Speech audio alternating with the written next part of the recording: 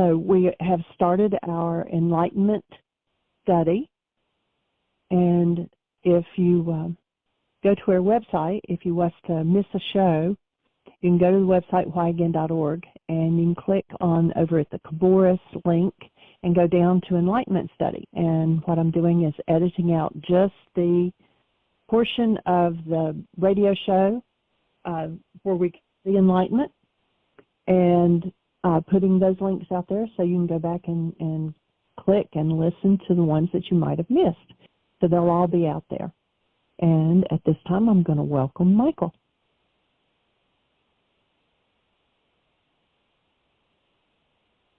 Well, thank you, dear heart, and welcome, everybody. Delighted that you're with us and that we get to move forward to the next level of our discussion on the first century Aramaic process, especially of forgiveness, and moving forward into deeper and deeper understanding of what these teachings mean. And so at this point, we're on our third day of looking into the Enlightenment, which is what we have published so far from the Aramaic language.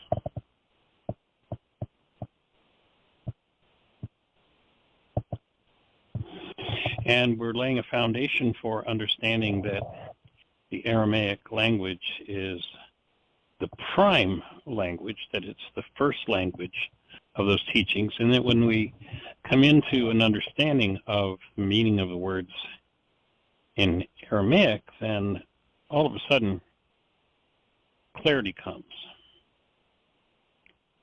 sensibility comes, and a lot of things that appeared to be conflicting or didn't make any sense.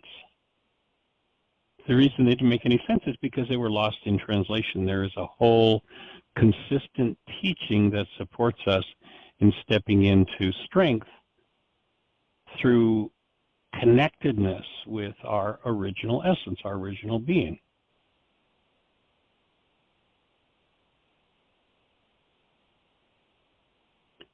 If you go back into the Aramaic language, there's a word that's used in our language to describe what it is to be connected to a certain body of teachings, and that word is disciple.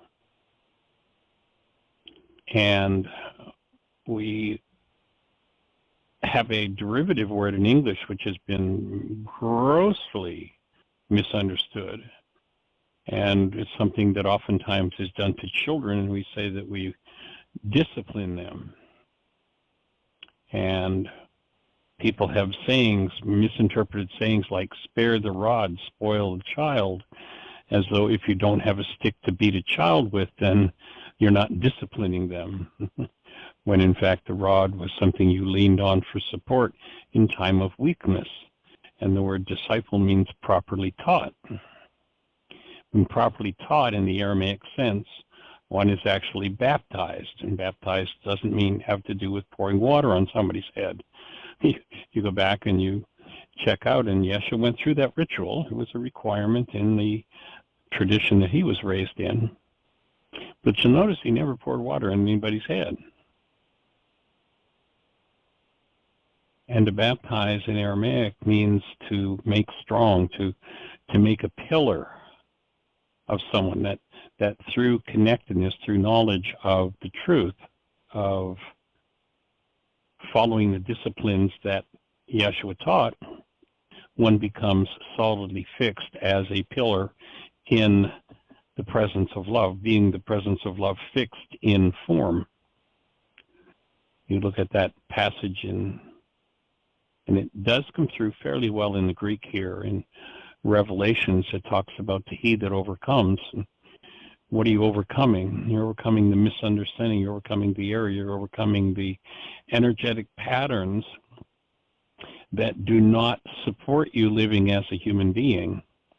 So to he that overcomes, he will become a pillar, a fixture in the temple Greeks translate the temple of my God. What is it? Is it a building? No. Temple is your form. That you become a strong fixture in your own form is the result of this teaching. When you integrate and do the work, you're not going to get the teaching from somebody's words. Again, you go back to Yeshua and you listen, he says, don't be known for your much speaking. Words aren't going to get it. Each person is going to have to step into and do the work required to become that kind of a fixture, to gain that kind of strength. You can't get it from somebody else. You can get support for arriving there if you're doing your process work, but you can't get it from somebody else, and you can't get it from words, and you can't get it from a book. You can only get it from entering into it. And you remember there's one particular case where a group of disciples are with Yeshua, and he tells them what it is they need to do, and half of his disciples say, too hard a saying, and they leave. They do not want to do the work required. And then it gets turned into a belief system. Oh, all you have to do is believe. Well, excuse me? Not if you listen to the man. It's not about belief. Yes, belief has a part to play, but there's a work to be done. And so this whole presentation is to invite you into and to offer you the tools for doing your work. And that's the work of healing. So we left off yesterday with the idea or the statement from Yeshua that was about stress and how stress is created, where we're told it says in the Greek translation, sufficient for the day are the evils thereof. And we explained yesterday that that word evil actually means incomplete or unripened. And what he's saying is don't have any more goals than those you can complete today in your next waking period. Sufficient for the day are the incomplete projects thereof, and that you overload yourself if you put more into your mind than your mind can handle. And your mind can't handle tomorrow, next week, next month, next year, 5 years, 10 years, 20 years, 50 years. Can't handle all those goals. It will eventually break down if we do that. So when we get to the subtle meanings of the Aramaic words, one, it's an easy proof that that's where the teaching was. It's an easy proof that the Aramaic is prime, that it came first. Though the ivory tower built out of Greek is going to say, no, that's just not possible. No, it's ours. We did it. It's Greek. Well, Yeshua would say that's all Greek to him. And so we talk about a couple of passages that in English, as translated through the Greek, does not make much sense. A little more before we move forward. There's a belief that's developed, or there's a speaking that happens through the Greek translations that have led to churchianity, where we're told that this man Yeshua is God.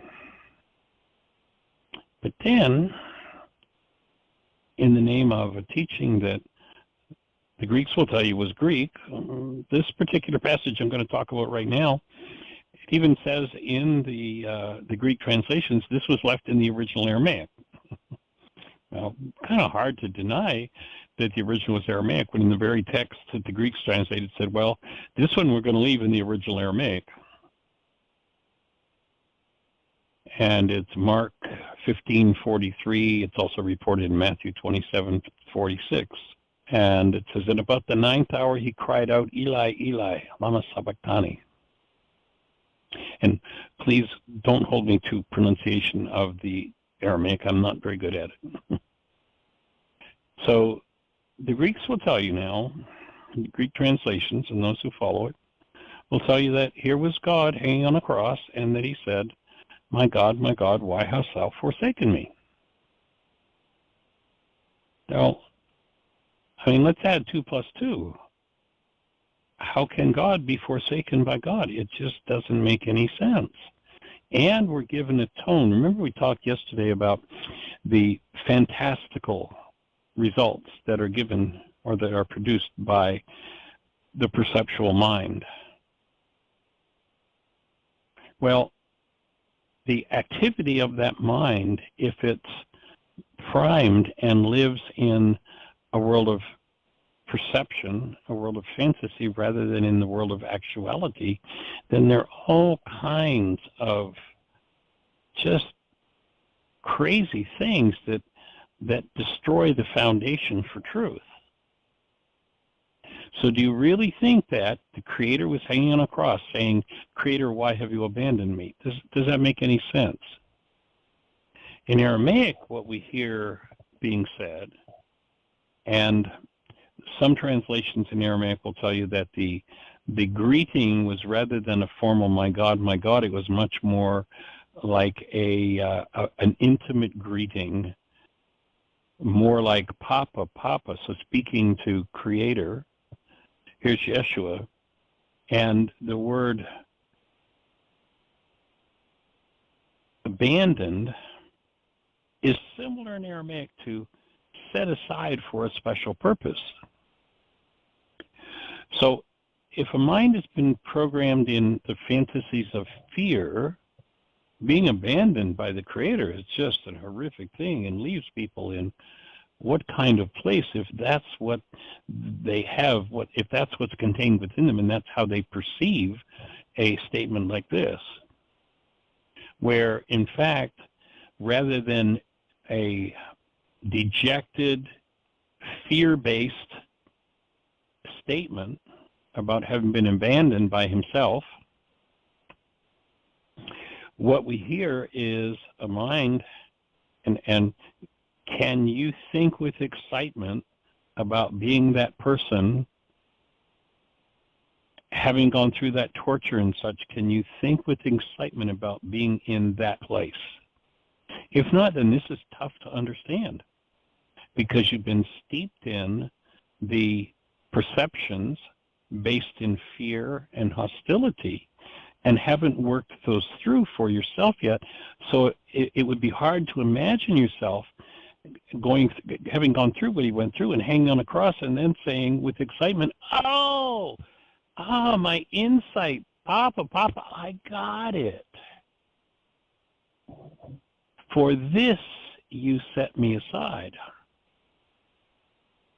There's a demonstration going to happen here. Remember when we talked about him referring to Peter as Satan? "Get thee behind me, Satan, for you think in the mind of man rather than the plan of God." You remember how that was defining this mind of man with all of it energetic activity based in hostility or fear, and so many times being told to get rid of fear, but being steeped in fear. And then when Yeshua heals the high priest servant, and people say, "Yes, but that got him killed. Did you notice that?" And his reply I would offer would be something like, "Yes, but did you notice that standing as a space of active love and bringing healing to the archenemy is what a true human being would do. And now that I am grounded, now that I am founded in my true being, as you have the capability of doing, then if they kill me, I won't stay dead. They can't keep me that way." He's demonstrating the power of functioning out of and functioning as the active presence of love. So here he is in this statement in Mark 15:43 or Matthew 27:46 saying, "Oh, I got it. This is what you saved me for, to show humanity that I can go through the worst of the fear-based traumas. I've told them to get rid of the fear. Most of them haven't, but I at least taught it to them. And now I understand. So they're going to put me to death, and they can't keep me that way. I'm going to demonstrate this for all of humanity." Now, people who haven't done the work to clean up their own fear-based minds are going to go, "Yeah, well, that sounds crazy." But could you imagine being in that posture, realizing the lesson that you're about to hand to humanity and going, oh, okay, Dad, I got it. I now understand what you saved me for, what you reserved me for, not set me aside, not abandon me. And you'll remember several times throughout the story of the scriptures, they're going after him, They come after him. What does he do? He just disappears. I'm gone. He disappears in the midst of the crowd. So he's referring to, so you repeatedly preserved me, saved me from that, so that I could give this lesson to the world. This was my destiny. He's having an exciting insight into his destiny, and for this I was reserved or saved or set aside. Now, to me, that's one of the very basic principles that says, Greek, God's on a cross, abandoned by God. That makes no sense whatsoever. And then recognizing the primacy of the Aramaic that, oh, now this makes sense. I got it. I wasn't abandoned. I was set aside for a special purpose. Oh, got it. Okay. And that's why the nuances delivered by the Aramaic, the tools delivered by the Aramaic, empower us to do the work of healing. And some of the primary work of healing means the overcoming of this mind based in fear. In Revelation, see, he that overcomes, he will not taste of this second death. What's the first death? The first death is when we fall unconscious into this false image of ourselves in our minds, and the active presence of love is no longer alive or prime in us. That's the first death. We fall into the ego state. The second death would be the death of the body. You overcome this fear-based. You do the work required. It's not an easy work to do. You start looking at the terror and the trauma and the insanity that's gone down. And you breathe through the listening of that terror and that trauma, and you heal the energetic influences in yourself that are resonated into activity by that. You've done your work. You've overcome that fear-based mind that has a grip on virtually everybody in the culture. Even the tough guy that pulls out his guns and says, yeah, I'll face him down. Yeah, why do you have to be a tough guy and have guns to face them down? Because you live in terror, and you haven't dealt with that in your own mind.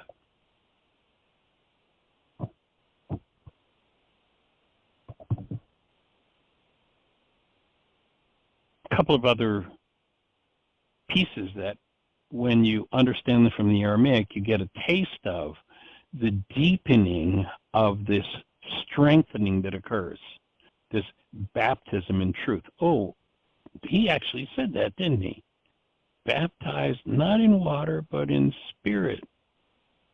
Spirit is breath and truth. So when you get the nuance, you go, oh, I'm fed by that. And what we want to do is feed you and support you into your awakening. You can't have my awakening. I can't have yours. I can't have Yeshua's. You can't have Yeshua's.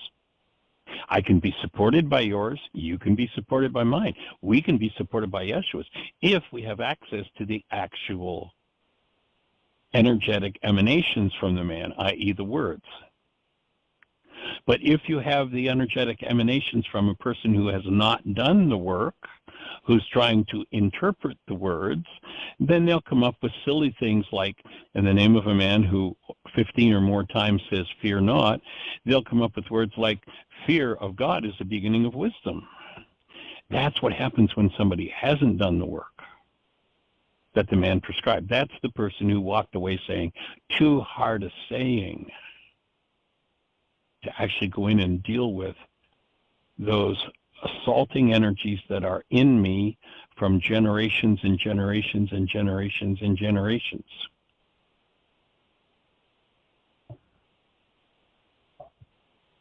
Isaiah 2:22 has another one. It's a little subtler. But you hear the Greeks translating that passage as saying, "Cease ye from man, whose breath is in his nostrils, for wherein is he to be accounted of?" Like, what the heck does that mean? I mean, cease ye would seem like it would mean leave, depart from, go away from. A man whose breath is in his nostrils. Well, who doesn't breathe through their nose? Does that mean we have to abandon everybody, every human being? And in fact, the Greeks do kind of translate that. Oh yeah, well you just abandon man and you forget about man and you just count on the Creator. In Aramaic, a more proper translation or a more proper sense of those words, and here's where it starts to make sense again.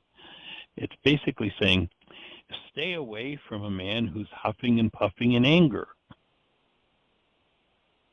For how do you hold such a man accountable? So, don't hang out with people who live in rage, who, their breath is in their nostrils. They're huffing and puffing because that is an energy that you don't want to engage in. You don't want to be part of.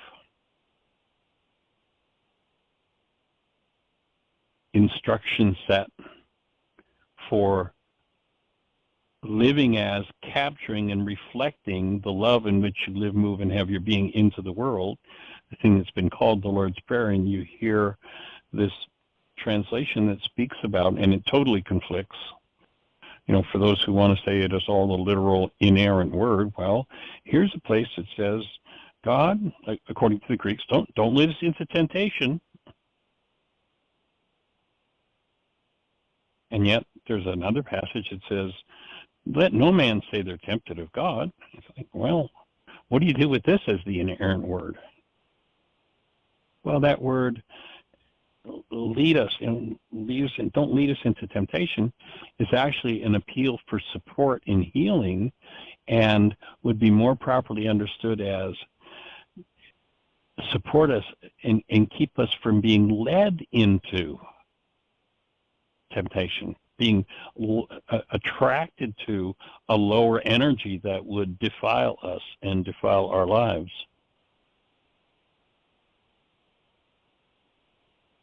And we'll just do one more, and that is Matthew 26:24, where the Greek translations say, Jesus said to him, verily I say unto you, that this night before the cock crows, most other translations are either that or the word rooster is used, is referred to, and they're thinking that it's about a rooster crowing, that you'll defy me 3 times, thrice. So, I can remember hearing that passage, I always think it had to do with a rooster. The cock crows in the morning, so before it does 3 times, there's when you go to the Aramaic, you just get a deeper, more complete understanding of that culture and the brain cells for how that culture worked, and a more complete and useful meaning of what was really being said. So the richness and the comprehension is so much deeper when, as with this one, you have the brain cells for what was actually being said. And this had nothing to do with the rooster crowing in Aramaic. Actually, there were calls to prayer, and in Aramaic, what he said is, verily I say unto thee, that this night before the town crier blows the shofar, you'll deny me 3 times. The word had no reference to a rooster. There was a morning wake up. There were actually, historically, the Jews had basically 3 watches in the night, and each of the 3 watches, someone was appointed to blow the shofar to let everybody in town, not everybody had a wristwatch, so it warned people or notified people what time it was. And then when the Romans conquered Judea, their night watch, there was a fourth watch added. And what Yeshua is referring to here is that he's confronting Peter about his humanity, and he's saying that, before the third watch is complete, nothing to do with the rooster crowing, the shofar is going to blow to tell you what time it is. And what you're going to do is you're going to deny me 3 times before that happens. So Peter's been given a symbol. He's totally gone unconscious. And he's, well, I would never deny you. And then, under great stress, what happens? Remember we talked about the power person dynamic? Under great stress, the automatic decision system in his mind totally blocks out that he's been warned that he's going to do this denial, and he denies that he would even conceive of doing that.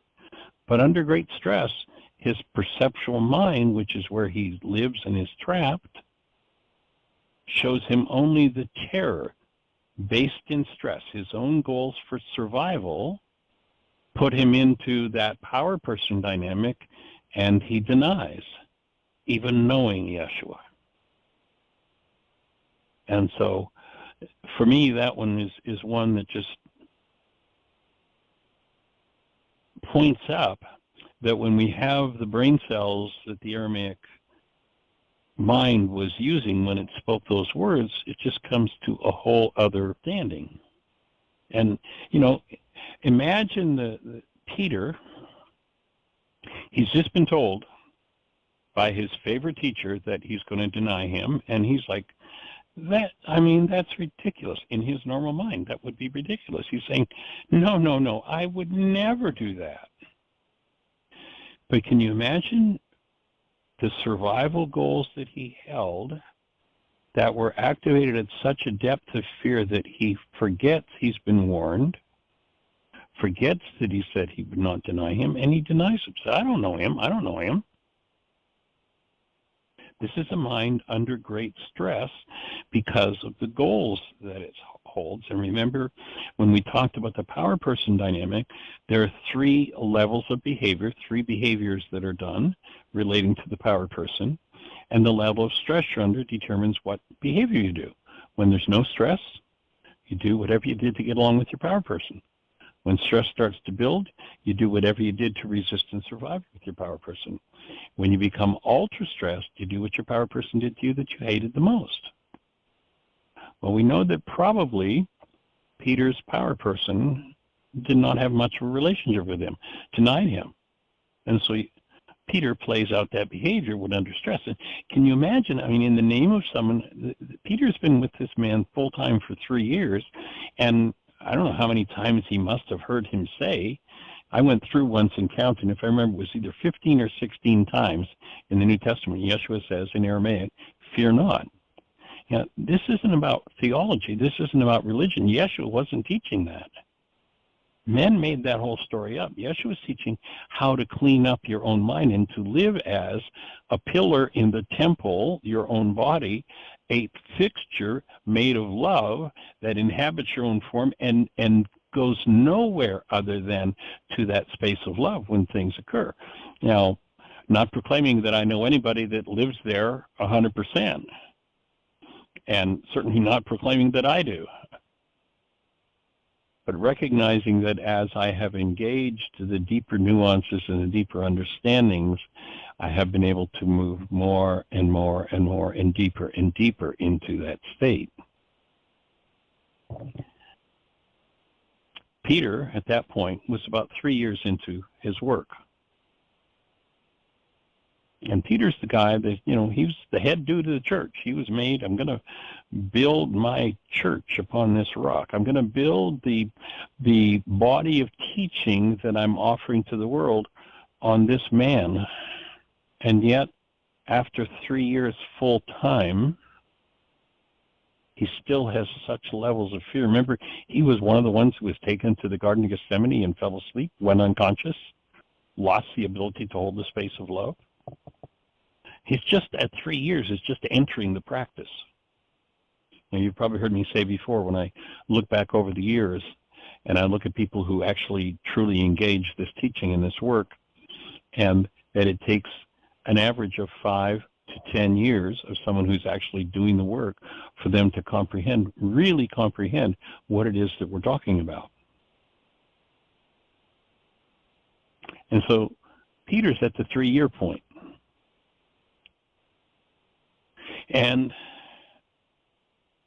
the stress that he was under, you can bet he was well acquainted with the Old Testament, and over, both the Old and the New, over 300 times the directive is given to fear not. Yeshua's done it at least 15 times. How much fear must there have been for him to lose consciousness in that situation? First person asks him, well, aren't you with that guy over there that we're getting ready to crucify? He's, oh, no, I don't know him. I don't know. No, not me. No. Second time, next level of stress. Third time, and then he remembers. His mind is cleared enough that he goes, oh my God, what have I done? Oh, anybody else recognize that one? You've made a commitment. You're going to do things a certain way, and then you lose consciousness. Well, that's just the invitation to your work, and go inside and clean up your mind, to apply forgiveness to the removal of those fantastical perceptions based in hostility or fear that have gone on generation after generation after generation after generation in our world. Jean and I watched an interesting video last night, had to breathe a lot, on the History Channel. And it was a video about the actual man. His name was Vlad, V-L-A-D. He's the guy that today they have the whole myth about Dracula. Well, it's the true story of Count Dracula, and they called him Vlad the Impaler. And you think about so many places in history where such terrors and traumas occurred that knock people unconscious and have them functioning out of their fear-based minds, their fear-based perceptions. In one case, this man who was the leader of a certain area of Romania wanted to make sure that his subjects, actually kind of like some of the conversations going on today, were in enough terror that they would obey. And he literally had hundreds, thousands of trees cut to spikes, and he impaled 10,000 people, women and children included, on these spikes, where it would take, in some cases, days for them to die. And this was done in front of his castle as a fear tactic to make sure that his population obeyed him. Now, that's just one little example of the insanity that's gone on in humanity and the tactics that have been used to instill fear in people. How do you get to a mind that has no fear if your genetic history includes stuff like that, or Bonaparte, or the hordes? How do you do that? Well, it takes a master to teach it, and that's what Yeshua was.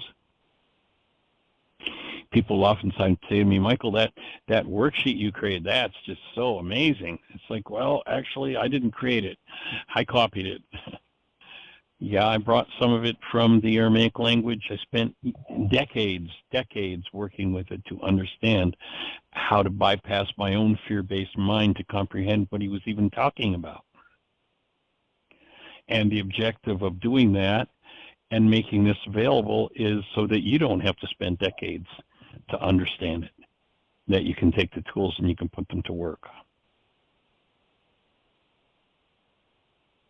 So there's some of the reasons why I'm totally committed to allowing the world to, or bringing to the world the awareness that the Aramaic was the man's language. And if you don't know the thought structure, you can't understand the tools, and you'll make up dogmas and doctrines that allow you to all kinds of crazy things. You know, you look at the Crusades, how many millions were murdered in the name of Christ? You look at today in America, Christian nationalism, how many are ready to destroy their neighbors in the name of one who said, oh, you need to function as love toward your neighbors. Then, you know, there are so many different translations out there, and people will tell you, and they tell you with sincere belief, that, you know, not one jot or tittle would be changed. By the way, a jot or tittle are the smallest characters in the Aramaic language. I say, nobody would change one jot or tittle. But if you've got 10 different Bibles on your shelf, 10 different translations, if you look in each one of them, what you'll find is, even if they come from the same company, what you'll find is, in each one of them, there's a copyright notice. They've been copyrighted under the laws of the United States. Do you know what one of the prerequisites is in order to copyright a work that has already been copyrighted? You know what the prerequisite is? There has to be at least 20% of the words in it different from someone else's copyrighted translation. So if nothing else, if you, let's say you and I decided, well, we've got a great new insight into the Bible and we're going to translate it, we're going to give the world a new translation, then we'd have to look at all of the Bibles that are out there, like how many hundreds of translations, 32,000 sects of so-called Christianity, and we'd have to make sure that our translation was at least 20% different from every one of those.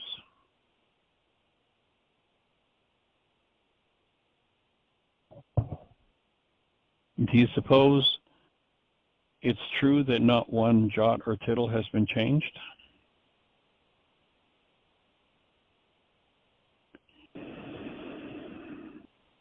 They asked Yeshua, what's the first law? Remember that in Aramaic, the word law does not mean the rule of a superior, but it means how it works. It just simply means how does it work. So here they are asking Yeshua, we want to function as human beings, in essence. That would be the long form of the question. And what do we need to do?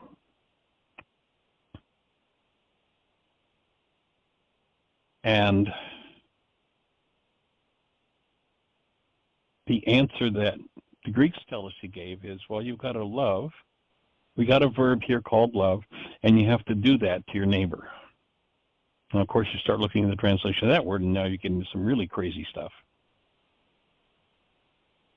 In fact, we see some politicians doing some of those crazy definitions in the name of love.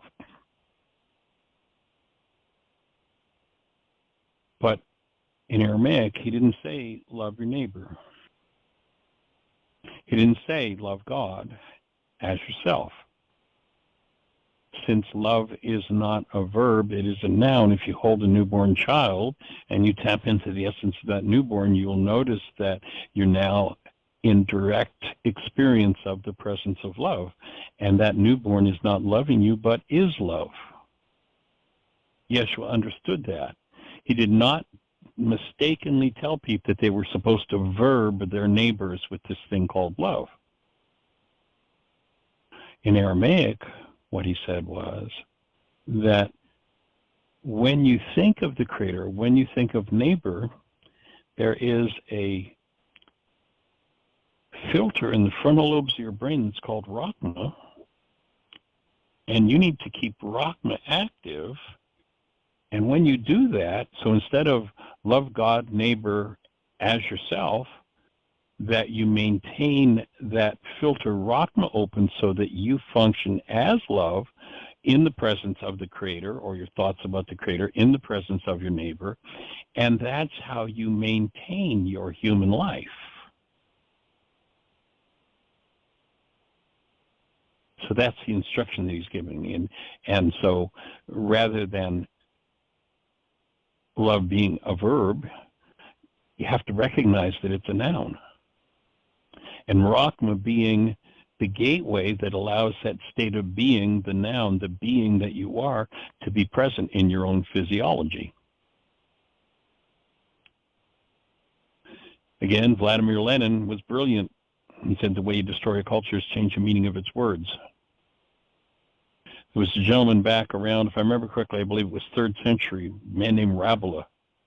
His name is actually the root. It's where we get the word rabble-rouser in our culture. He was a priest in the church. And he went on a rampage of destroying Aramaic Bibles and replacing them with his own translations, changing the meaning of the words. But Yeshua said, are your perfect life. When you hear those words and you actually experience the energetic vibration, the energetic impact of those words, and you hold something based in hostility or fear that those words resonate in you, you go into process. And remember, we've defined this in this work, we've defined processing as the ability to hold love conscious, active, and present when something less than love comes up.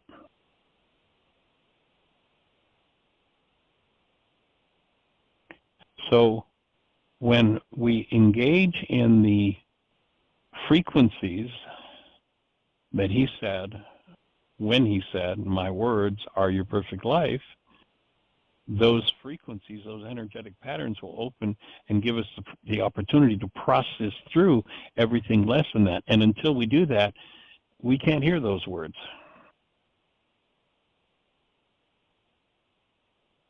So they first come in parables. Parable in Aramaic means parallel meaning. And you'll hear a point where it says, without a parable he did not speak. You know, the Greeks are going to tell you, we want you to be literal. We want you to know this is every literal word as it fell from the lips of the Creator. And so you have to ignore that passage that says, he did not speak without a parable. Everything was in parables. Everything had this parallel meaning. And what we're looking to do is to develop the brain cells to go to the next level of understanding those deeper levels of meaning. And so that's the direction we want to head. We want to, if you've ever read the book Stranger in a Strange Land by Robert Heinlein, been decades since I read it. Great book. But there's a word that he used in that book that described the state that the main character in the book would go into when he didn't understand something. If you remember that book, you remember the word is Grok.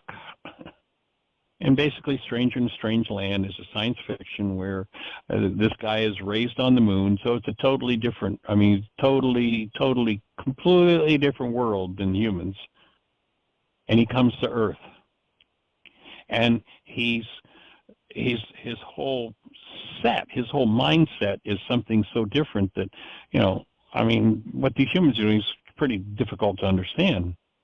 And so when he would come into a circumstance or a situation where he didn't understand, he would withdraw into himself and process that. And Heinlein called that grokking. Hopefully, as we unfold this study, and hopefully in the last few days and the last 12 years, there have been many things that we have brought forward that support you going into that space of grokking, of maybe having to rearrange inside of yourself your understanding of everything in order to allow and to make a space where a new frequency, new vibration, new energetic pattern can come in to the next level, to the point where you are able to function fully as you were created to function, as conscious, active, present love. That includes things like integrity and generosity and cooperation. It includes those natural attributes of life, of compassion, that allow you to stand in the space of the active joy that is your true nature. and that you deliver that to everyone that you meet, regardless of who they are or what their status is or what they've done or what they're doing. Now, that doesn't mean that you have to lay down if you come to somebody brutal and let them brutalize you. You hold them accountable for that, but if that person who's going to brutalize you resonates something based in you in hostility and fear, your work is to clean up your hostility and fear and come to the point where whatever happens, you can keep this condition of Rahma active in your mind. And by keeping that condition of Rahma active in your mind, whatever happens in your world, you can maintain your true essence, which is love, in the presence of that. And if your mind serves up any form of hostility or fear, you recognize that your mind is dealing now from a position of corrupt data, and there is a work for you to do. And if you notice patterned forms of hostility or fear, those deeper patterns are the things that tend to nullify the presence of love, that tend to shut down Rahma and lock us into other energetic dynamics. And if you recognize yourself there, then you want to bring love present to yourself in gentleness and care and concern and compassion for yourself as you do the next level of your process work. Only you can do your process work. Only I can do my process work. One of the sweet benefits that I get with doing this radio show and have over the last 12 years and this teaching over the last half century plus is that I have the opportunity to interact with people who resonate things that I need to deal with. And I get the gift of standing in the space of love and processing what I need to process. Grokking what I need to grok to step up to the plate to keep my essential nature, love, present in this event, in this experience. And to recognize that when I can't, that's my opportunity.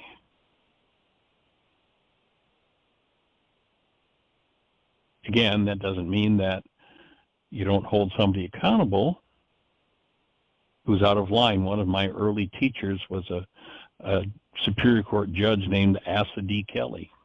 He's actually the man that asked us to create the Laws of Living program for the prison system in Albany, Georgia. And this man put thousands of people behind bars over his tenure on the bench, but he never punished one of them. I mean, he was the closest thing to a saint I'd ever met. Gentle man, gentle in words, gentle in mannerism. I understand there were earlier times in his life where he wasn't so much that, but he did appear to do his work.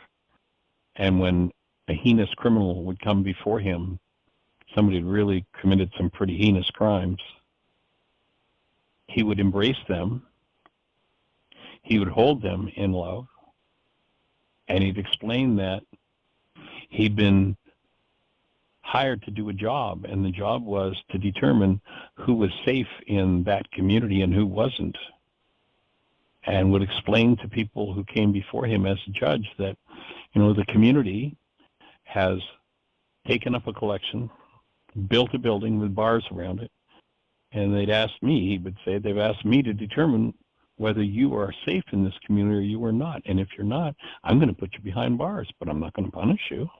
He had no interest in punishment. It was pretty amazing. I mean, some of this stuff came through the courts in Albany, Georgia, backwoods Georgia. Some pretty heavy-duty stuff. It's kind of like you were in deliverance territory. And yet he would hold to that presence of love and offer an uplifting hand to even the most heinous criminal, and would assign them to laws of living if they showed an interest in doing their healing work. We actually cut the prison population by over 90% by using the first century Aramaic words of Yeshua. by coming to an understanding, by getting clarified in what those words meant.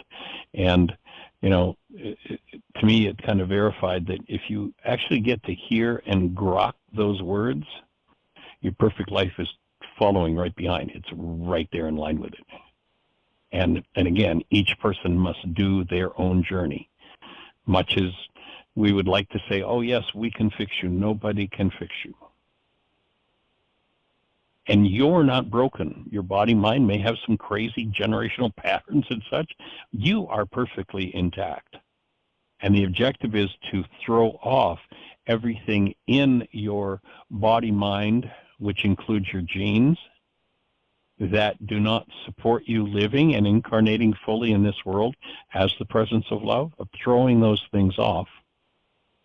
And it takes engaging in the right frequencies to do that, and processing those things that are less than love, those hostilities and fears and guilts and griefs and rages and pains and traumas. So all in all, that's the purpose of our study and why we're moving into this book, Enlightenment. And Miss Jean, we're down to about the last 8 or 9 minutes. So do we have anybody in the phone queue with a hand up? Well, let's say hello. I believe it's Dusty 904. You're on the air. Well, thank you very much. And aloha, Michael, and everybody. Aloha, Mr. Dusty. How are you, young man? Well, I'm doing pretty good, although my voice is a little froggy, but that's okay. I have to tell you how delighted I am to hear someone else use the word grok. Oh, because that's a great word, isn't it? It's a great word, and nobody understands it much anymore, but I honestly feel like a stranger in a strange land anymore anyway. And so it's perfect. It's perfect. And I want to say that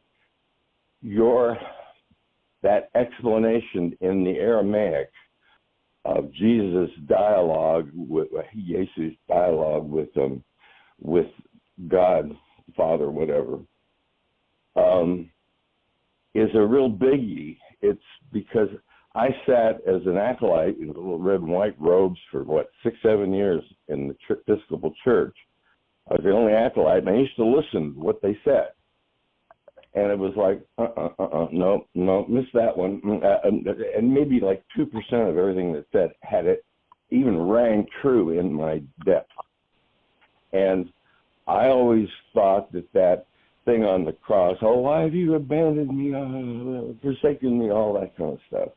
And I thought, well, that's a complete denial of everything that's gone on before. And so I never understood. And wow, that explanation was so fine, brother. That freed up a lot of that kind of stuff for me, because I got all locked up on the any version of the Bible around that. Right. So that was. Go ahead. Well, I was just going to say that over the years, it's interesting that probably about 60% of people who've really connected with this work and moved forward with it, done something with it, have been Catholic, which basically Episcopal are pretty similar, and probably another 25% have been Jewish. And the reason, I think, is because each of those teachings provided people with the brain cells, even if they were miswired somewhat, which, sadly, they're oftentimes twisted and miswired, but at least the basic brain cells are there. And, Yeshua, when he says you've got to have the eyes to see and the ears to hear, isn't talking about physical eyes and ears. I think we can safely assume most everybody in his audience have what we call physical eyes and ears. But he was saying you've got to have the brain cells. And if you have no brain cells for it whatsoever, then it can't function for you. You can't use it.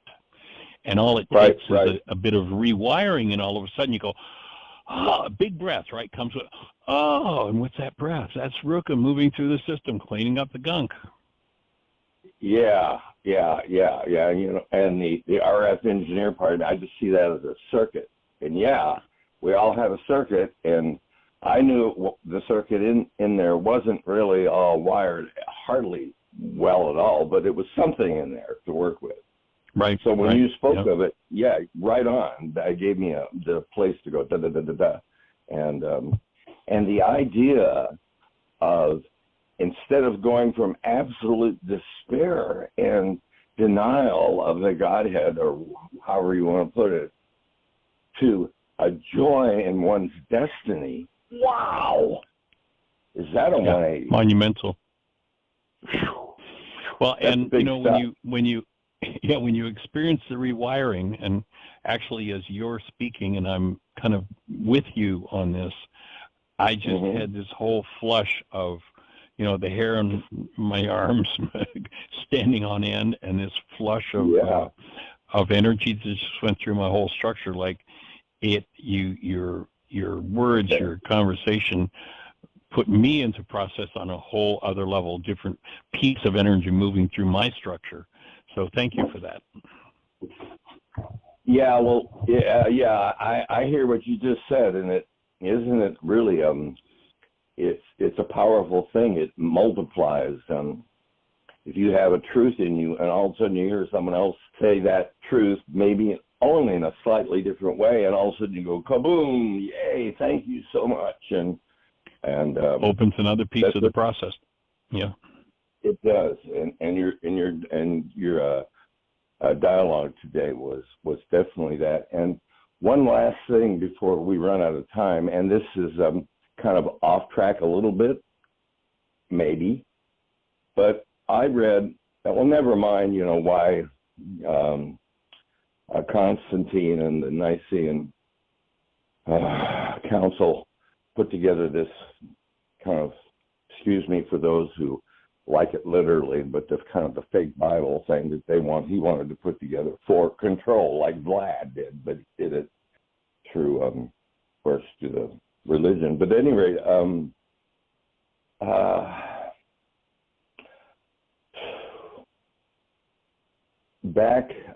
I have read or heard or seen on a couple of occasions that some people way back in the day, if they had a particular spiritual point of view, I can almost speak today, version of the whole Jesus movement, and they were pretty early on, they would often, as I have heard at least, would sign their name as if they were one of the disciples. Like, oh yeah, I'm John or I'm Paul. And because if you wrote all that and said, yeah, I'm Ignaz Wyszynski or something, nobody's going to read it. Yeah. And so I wonder how many of these things, that have come through are valid at all. But what I heard you say from the Aramaic today, it resonated as truth for me, and I thank you very much. Cool. Well, it's because I'm Ringo. John, Paul, hey, Yeah, that's right. Right. And Ringo could keep a beat. And you know what he did that made it great? He served the song. In fact, that's what they all did. That's one reason why they were so good. They were there to serve the song, not their own egos. Right. At the moment. There you go. That kind of is a nice metaphor for the whole summation of what we've talked about since we stepped into the study 3 days ago. It's a good summation of it metaphorically. Yeah, we're here to serve that teaching, that understanding, and the integration of that into the world. Every mind, heart, and being is what we're committed to making it available to. And then, of course, what people choose to take and do with it is up to them. Yeah, exactly. Gotcha. But we'll keep putting one foot in front of the other and take it to critical mass. I think we'll keep moving it forward to every mind, heart, and being until we hit critical mass. And when critical mass is touched, then the whole, as the physicist Yeshua said, a little leavening leavens the whole loaf. The whole of humanity is going to get a shift. And, it takes everybody's participation and support in bringing that forward. So Appreciate you. I just real quick, because I know you're out of time. We're out of time, but that whole thing you just said also applies, I'm saying, to the individual. It's like the integration of all my parts into that critical mass of, oh, wow, this is what's true. Exactly. Yes. So, okay, Yes, well, sir. mahalo and travel well. Mahalo. Okay. Aloha. Blessings, everybody. Thanks for joining us. Have the best year yet of your eternal life. It's an awesome gift to give the world. The world needs it. You're capable of delivering it. Blessings.